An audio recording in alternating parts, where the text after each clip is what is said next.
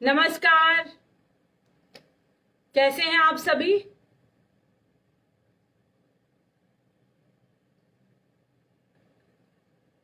आज कुछ टाइम बाद मैं फेसबुक लाइव कर रही हूँ। पिछले कुछ दिन बहुत बिजी थी।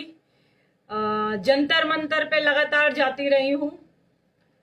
Justice for Sushant as well as justice for every man, इसके ऊपर हमने काफी लोगों से मुलाकात की। जंतर मंतर पे बहुत लोगों से, यूट्यूब चैनल्स जो आए हुए थे वहां पर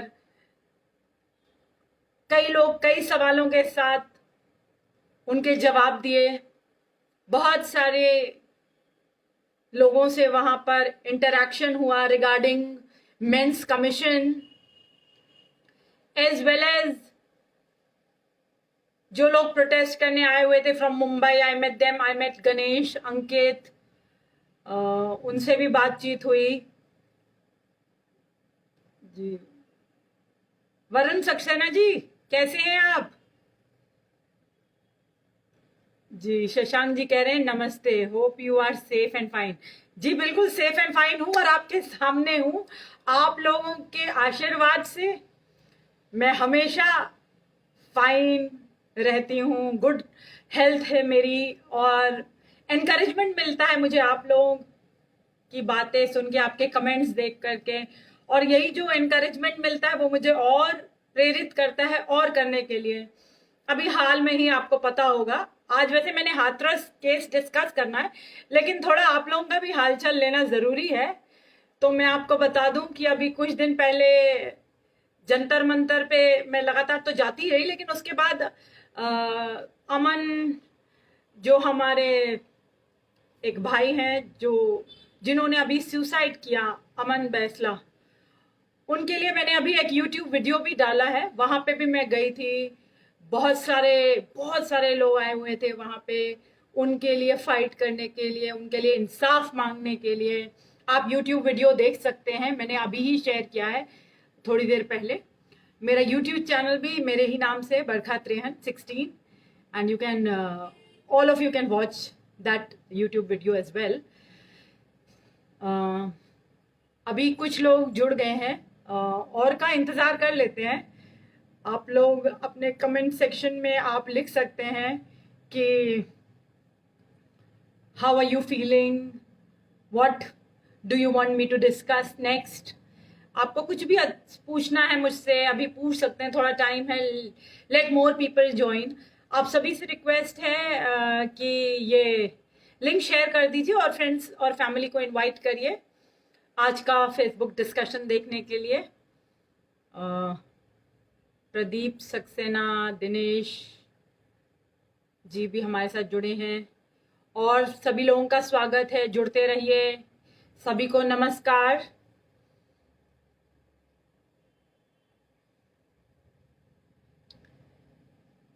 आप में से कोई कुछ पूछना चाहता है, कोई कुछ कहना चाहता है, तो आप मुझे कमेंट्स में लिख करके पूछ सकते हैं। मैं आपके जवाब देने के लिए तैयार हूं। सचिन चौधरी जी कह रहे हैं गुड मॉर्निंग दी। सचिन जी, आप कहाँ से बोल रहे हैं? एक्चुअली मैं तो दिल्ली से बोल रही हूँ, तो आप लगता है विदेश में हैं।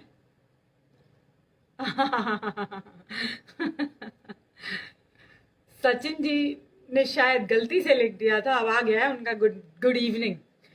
गलती से हो जाती है, कोई बात नहीं। खैर, anyways, good evening everybody, I already said. So please invite more people to join. आप सभी से एक ही रिक्वेस्ट है, आप लोग लिंक शेयर करते रहिए जिससे कि हम अपना थोड़े ज्यादा लोग जुड़ जाएं। फिर मैं हाथरस के ऊपर अपनी बात रखना चाहूंगी। वैसे तो मैं हाथरस के ऊपर डे वन से बात रख रही हूँ। मैं बहुत सारे टीवी चैनल्स पे जा चुकी हूँ इस मुद्दे पे। डीडी न्यूज आप लोगों ने देखा होगा, मैंने शेयर किया था कि मैं डीडी न्यूज पे हूँ, रिपब्लिक पे हूँ, न्यूज 24 और तमाम चैनल्स पे मैंने अपनी बात रखी थी। रिपब्लिक पे भी अभी हाल में ही मैं थी इसी मुद्दे पर, हाथरस के ऊपर। और मैं लगातार ट्विटर पे, फेसबुक पे इसके बारे में लिखती आ रही हूँ। जी दिनेश जी पूछ रहे हैं why main stream media is not showing case like Aman the only they only centred on women case without media fight is very tough. जी इसीलिए तो मैं आपको बोल रही हूँ कि मैंने YouTube वीडियो बनाई है। मेन स्ट्रीम मीडिया अगर कवर करता होता ये केसेस तो हमें YouTube वीडियो बनाने की क्या जरूरत है। लेकिन अब आप सभी से रिक्वेस्ट कर रही हूँ कि उसे वहां जाके तो देखिए, ज्यादा से ज्यादा शेयर करिए, मुद्दे को समझिए और इंसाफ की लड़ाई में जुड़िए। इंसाफ सिर्फ अमन की बात नहीं है, इंसाफ हर एक को मिलना चाहिए। और मैं तो ये समझती हूँ कि जो आजकल ये टेंडेंसी हो गई है सुसाइड करने की हमारी युवाओं के बीच में, इसके ऊपर भी एक सेशन करूंगी मैं अगली बार। वो बहुत गलत है, वो अप्रोच बहुत गलत है। आप इमेजिन भी नहीं कर सकते हैं वो उनकी जो मदर थी और फादर थे, भाई बहन और जो पूरा परिवार इतना दुखी था। मतलब आप सोच भी नहीं सकते उस माँ का हाल जिसे कभी पता ना हो कि बेटा इतना दुखी है और संसार छोड़ के चला जाएगा। उसका तो मानो दुनिया ही लुट गई हो। So you can we all are with the family in this fight and हम उन्हें इंसाफ दिलवाएंगे। लगातार हमारी यही कोशिश रहेगी कि हम मेन स्ट्रीम मीडिया उठाए ना उठाए, हम इस मुद्दे को उठाते रहेंगे और आप सभी का साथ मुझे चाहिए। इस मुद्दे को आगे बढ़ाने के लिए इंसाफ दिलाना है अमन को ही नहीं सबको दिलाना है। नीता जी नमस्कार। चलिए हम आज की बातचीत शुरू करते हैं। आप सभी से दोबारा से एक बार रिक्वेस्ट कर रही हूँ कि आप लोग ये हाथरस वाले केस में सुनिए मेरा क्या कहना है। हाथरस वाला एक ऐसा केस है जिसकी जितनी बात की जाए उतनी कम है, क्योंकि जो सबसे ज्यादा रोष मुझे चढ़ा है वो इस बात का चढ़ा है कि जब एक दुखद समाचार हमारे को मिलता है कि एक बिटिया ने अपनी जान खो दी, उसका मर्डर हुआ, ऐसा हमारे को बताया जाना चाहिए था। लेकिन मेन स्ट्रीम मीडिया जो है, जो हमेशा गुमराह करती है दर्शकों को, और अक्सर ये देखा गया है कि पॉलिटिकल पार्टीज ऐसी बातें मीडिया द्वारा कहलाती हैं, कहने के लिए उन्हें मजबूर करते हैं, या पैसों का आदान प्रदान होता है। आप सभी जानते हैं क्या क्या होता है, मुझे बहुत ज्यादा बोलने की जरूरत नहीं है। लेकिन मीडिया की इन्वॉल्वमेंट विथ पॉलिटिकल पार्टीज ऐसा बनाया जाता है, राई का पहाड़ बात का बतंगड़ बनाया जाता है। ऐसे पेश किया गया इस केस को कि मानो बस 4 दरिंदे आए और लड़की को रेप कर दिया। कमाल हो गई। किसी ने एक भी तथ्य जानने की कोशिश की? नाम नहीं लूंगी एंकर्स का, क्योंकि मेरे पर आगे ही इतने सारे केसेस ठोक दिए गए हैं। तो मैं अब वो सोचते हैं कि मेरे को कैसे चुप कराया जाए, क्योंकि मैं इनका भांडा फोड़ती रहती हूँ, एक्सपोज करती रहती हूँ इनको।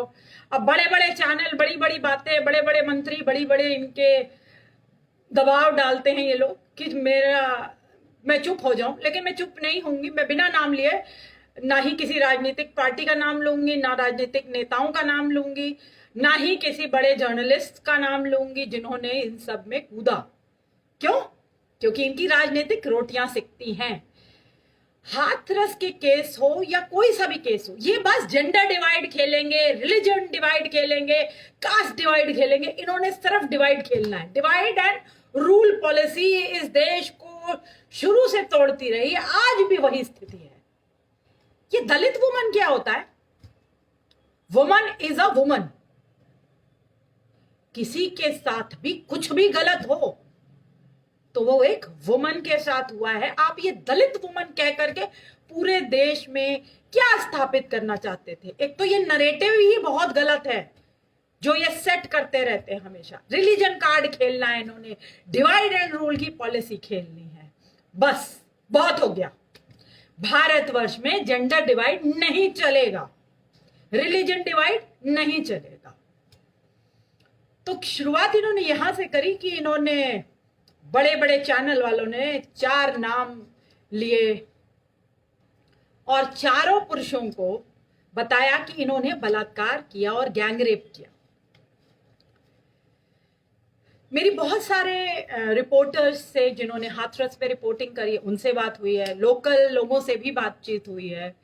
हाथरस का सच कुछ और है, परोसा कुछ और जा रहा है। लेकिन मेरी दिक्कत कहां है? मेरी दिक्कत सबसे बड़ी वो ये है कि रेप का एंगल किसने इंसर्ट किया, किसको चमकानी थी अपनी राजनीति, किसको सेकनी थी राजनीति की रोटियां रेप के ऊपर। वैसे ये कहते हैं जी बेटियों की सुरक्षा इनके लिए सबसे ज्यादा जरूरी है, बेटियों की सुरक्षा के गुणगान ये 24 घंटे गाते हैं। लेकिन रेप जैसे संगीन मामले में ये अपनी राजनीतिक रोटियां सेकेंगे। वहां ये जानबूझकर परिवार पर दबाव डालेंगे। अलग अलग टेप्स सामने आई हैं जहां परिवार पर झूठी बातें कहने का दबाव डाला गया और क्या क्या नहीं हुआ, वो सब आपके पास है सोशल मीडिया पे। जब मैंने पहली बार टीवी शो पे ये बात बोली थी कि रेप तो हुआ ही नहीं, तो मुझे बहुत बैकलैश सहना पड़ा।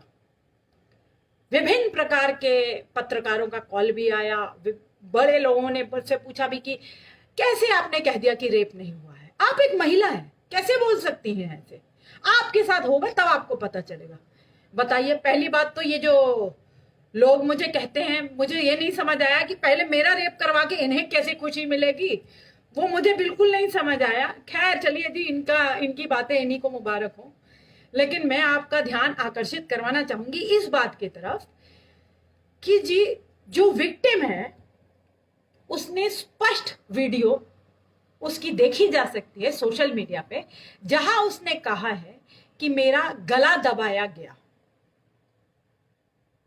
उनकी मां की एक वीडियो देखी जा सकती है सोशल मीडिया पे, जिस पे उन्होंने स्पष्ट कहा है कि संदीप नाम के एक लड़के ने उनकी बेटी का गला दबाया। अब गला दबा करके बेटी की हत्या हुई है, रेप का तो कहीं जिक्र नहीं है। भाई ने एफआईआर लिखाई, उसमें भी यही लिखवाया, रेप का कहीं जिक्र नहीं है। अब आती है नेक्स्ट बात, पोस्टमार्टम रिपोर्ट। पोस्टमार्टम रिपोर्ट में भी रेप का कोई जिक्र नहीं। तो ये जिक्र क्यों नहीं है रेप का?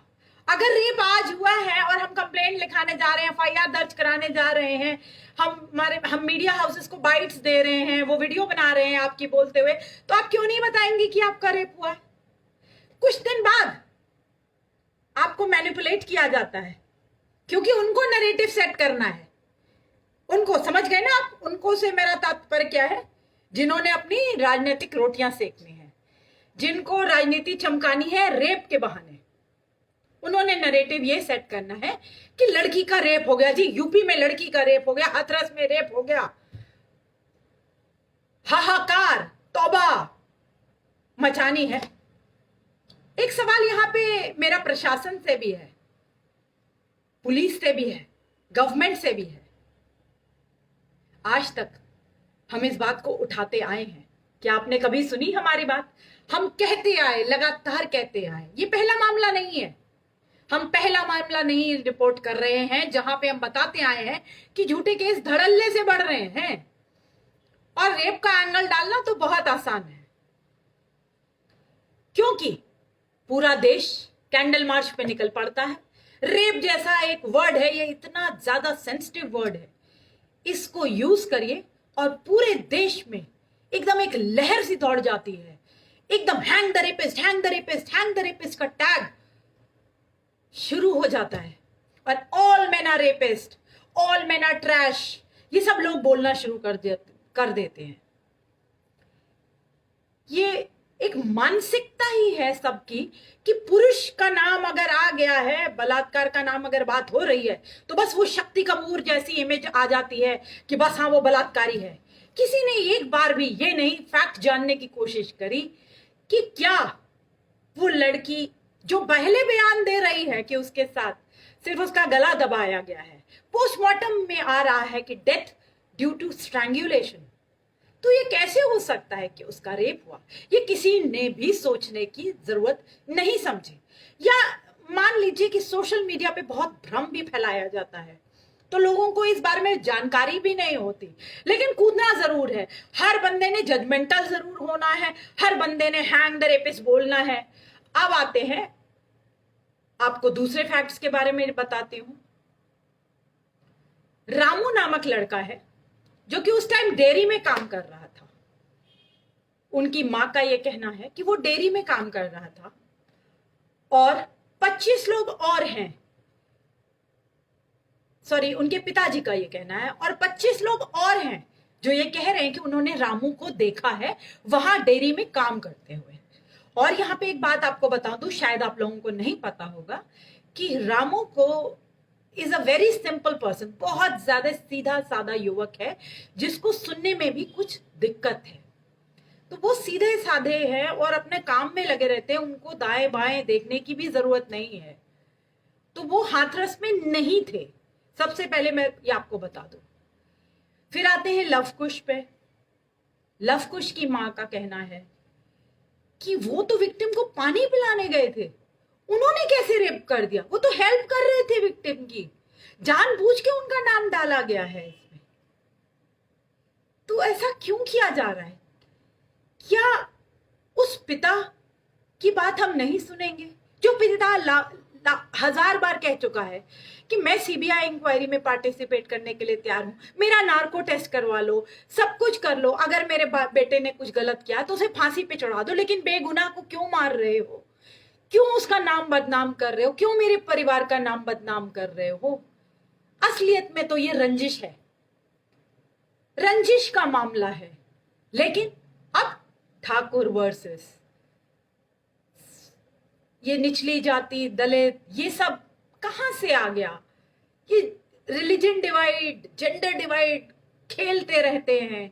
आपको समझ नहीं आ रहा जो राजनीति है वो कितनी गंदी चीज है। जो इसमें राजनीति करते हैं वो आप लोगों को यूज कर रहे हैं, आप लोगों को यूज करके और अपना हासिल करना चाहते हैं, अपनी जो भी इनको हासिल करना है वो हासिल करना चाहते हैं कि अपना नेम फेम, इनकी राजनीतिक रोटियां कैसे सिकेंगी, और इनकी राजनीति में जो फेलियर हो गया है या जो पत्रकार हैं जिनकी टीआरपी नहीं उठ रही है, वो अपने झूठे ऐसे मामलों के बारे में, इनको पता है कि ऐसी बातें डिस्कस करेंगे, ऐसी न्यूज दिखाएंगे तो बहुत टीआरपी मिलेगी, तो अक्सर ये यही काम करते रहते हैं लगातार। इनका बस चले तो 24/7 ऐसे ही मुद्दे पे बात करेंगे जिससे देश को शर्मसार करेंगे।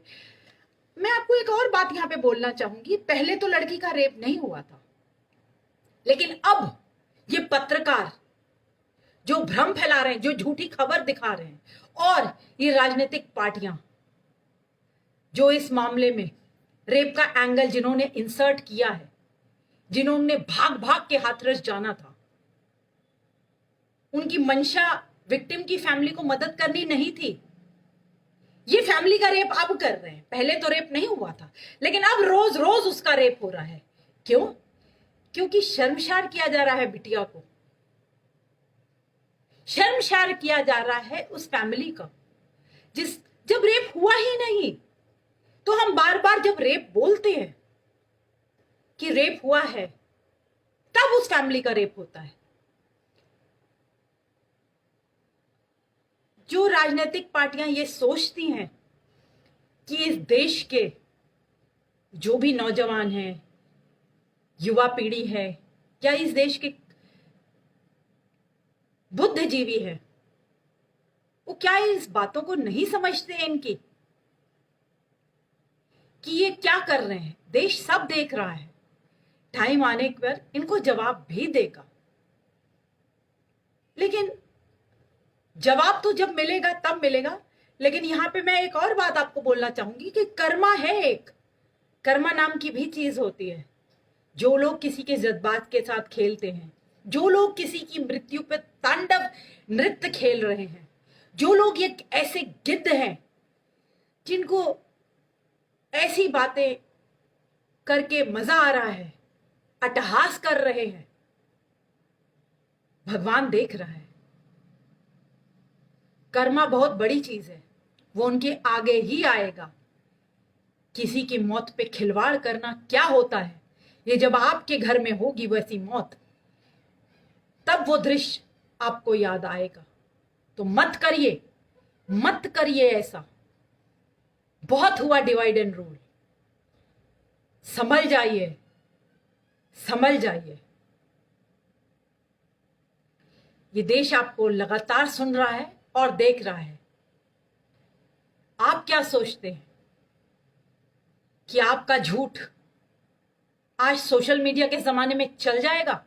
मेरे जैसे हजारों लोग हैं जो लगातार हाथरस का जो एक्सपोज कर रहे हैं केस, हाथरस का ट्रुथ बता रहे हैं लोगों को।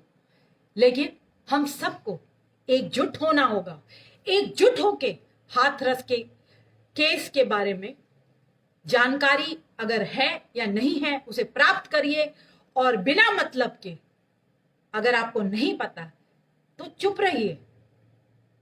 रेप एक संगीन मामला है और एक ये इतना सेंसिटिव इशू है जिसपे हम सबको सॉल्यूशंस पे बात करनी चाहिए, ना कि आंकड़े खेलने चाहिए कि यहाँ पे इतने अब बीजेपी प्रशासित देश हो तो वहां पे कांग्रेस बताएगी कि यहाँ कितने रेप हो गए हैं, अगर कांग्रेस प्रशासित देश हो तो वो बताएंगे। ये क्या ड्रामा चल रहा है यार? आंकड़े क्यों बता रहे हो यार?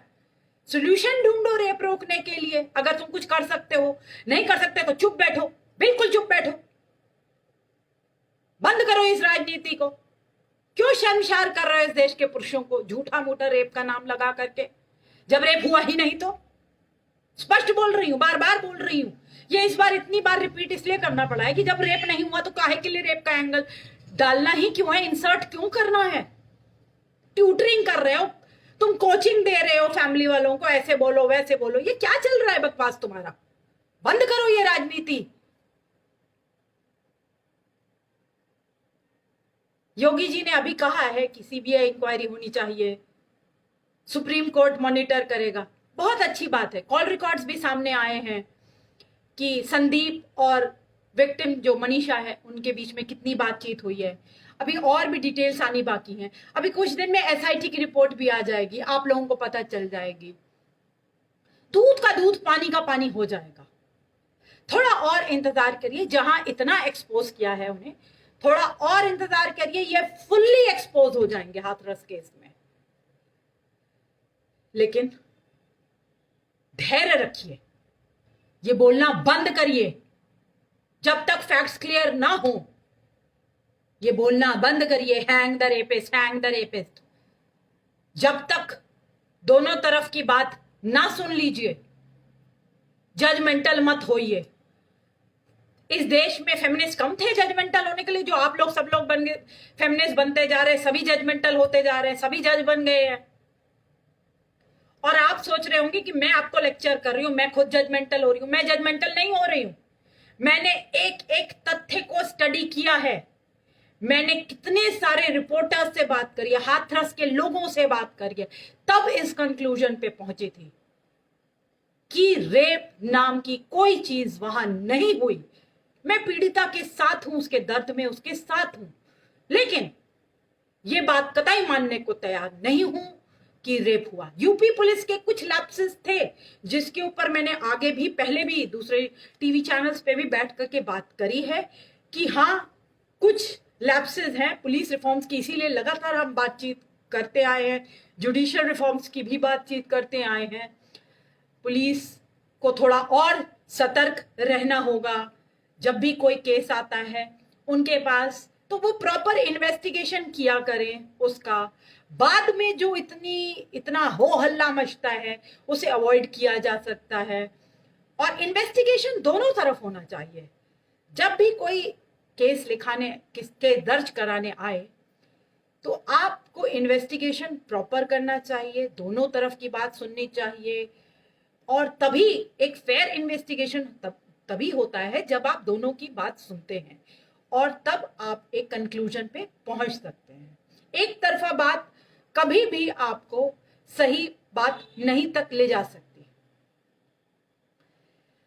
तो अब मैं आप सभी से रिक्वेस्ट करूंगी कि आप लोग प्लीज, जितने भी लोग जुड़े थे आज, आप लोग ये लिंक शेयर करते रहिए। राजेश कुमार जी जुड़े हैं हमारे साथ, और भी बहुत सारे लोग जुड़े हैं। आप लोग प्लीज इस लिंक को शेयर करते रहिए, लोगों को इनवाइट करिए इस फेसबुक लाइव पर।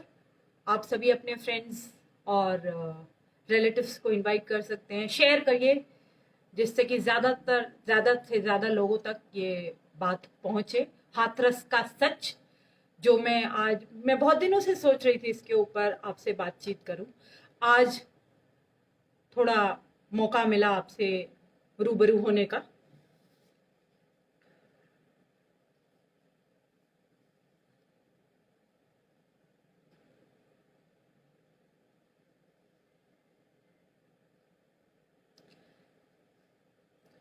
वेट कर रही हूँ कि आप लोग कुछ और जुड़ जाएं, कुछ और लोग जुड़ जाएं, तो मैं आपको और बताती हूँ कि क्यों ऐसा किया गया है इस केस में। असली में तो ये साजिश थी दंगे भड़काने की। दंगों को इन्होंने भड़काना था और कास्ट पॉलिटिक्स खेलनी थी। अब दंगे ये भड़काते हैं, हम सभी को पता है, और हम लगातार इस बात को समझ ले कि इनकी बातों में हमने नहीं आना।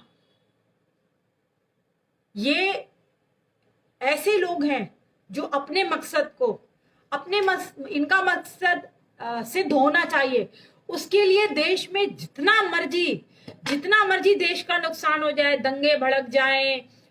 अभी ऐसा टाइम चल रहा है जब कोविड-19 की सिचुएशन है, जब लोगों को घर से बाहर नहीं निकलना चाहिए, लेकिन ये दंगे भड़काएंगे, लोगों को वहां पर आने पे मजबूर करेंगे, बाहर निकलने पे, और फिर वहां पर किसको, अभी देख सकते हैं आप लोग, कितने लोगों को कोरोना हो गया है।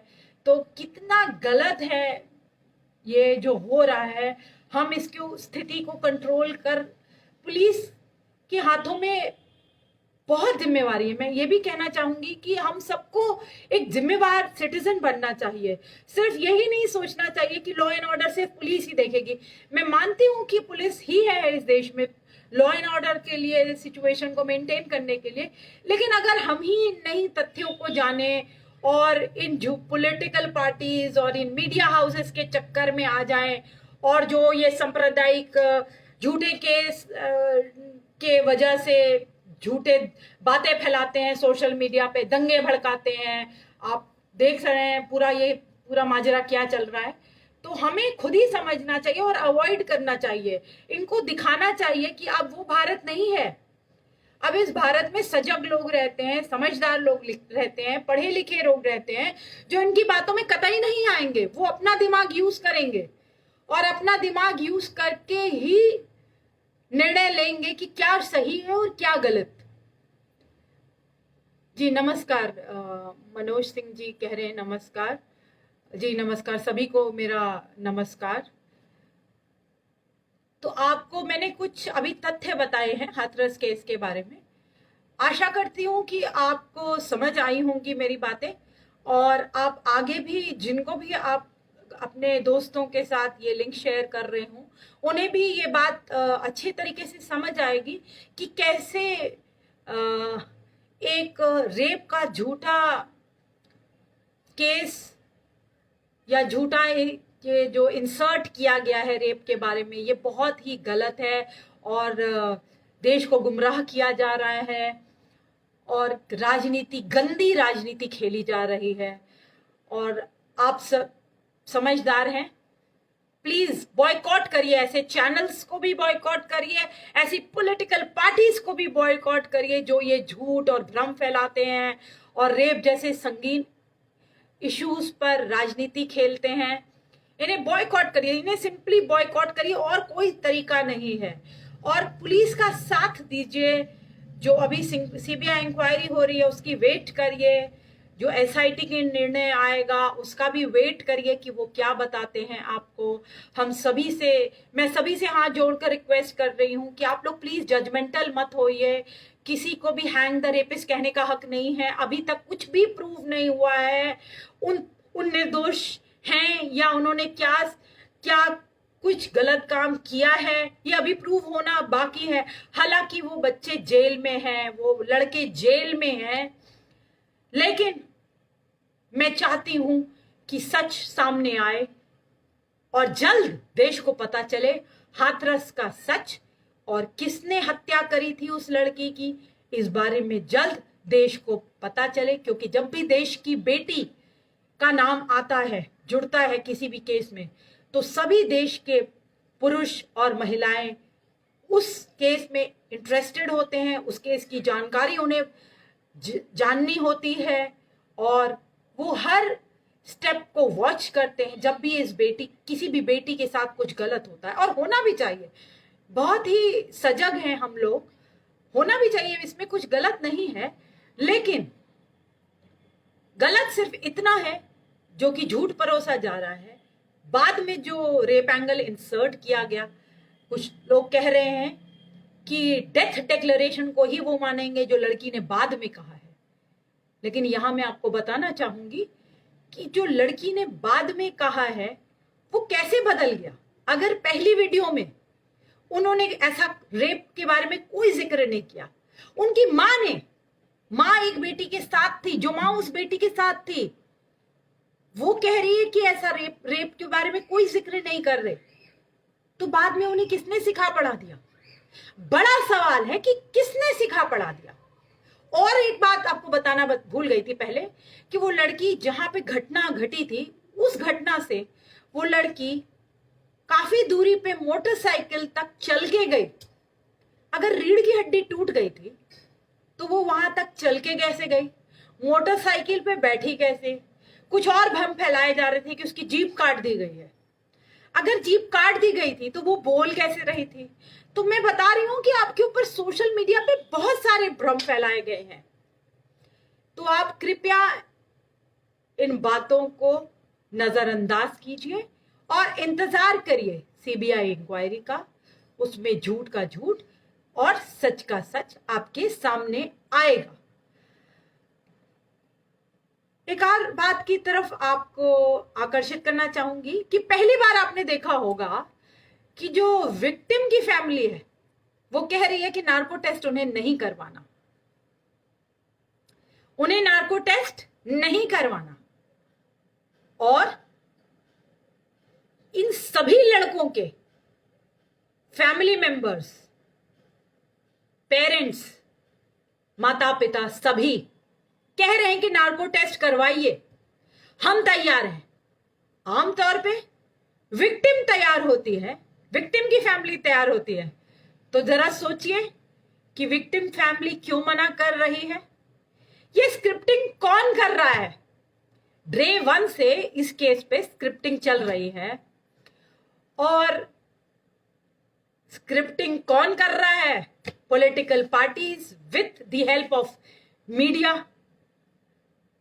तो ये जो स्क्रिप्टिंग हो रही है उसी की वजह से नार्को टेस्ट के लिए मना कर रहे हैं। अब जो अक्यूज्ड हैं उनकी फैमिली, चलिए वही अक्यूज्ड ही अगर नार्को टेस्ट करवा लेंगे तभी भी तथ्य सामने आ जाएंगे, तो हम किसी नतीजे तक पहुंच पाएंगे। तो आशा करती हूं कि हम जल्द हाथरस का सच आपको जैसे ही आता है मैं दोबारा आपके साथ जुड़ूंगी और जो बातें आती हैं सामने आपको बताऊंगी। हाल फिलहाल के लिए इतना ही काफी है। नमस्कार, जय हिंद।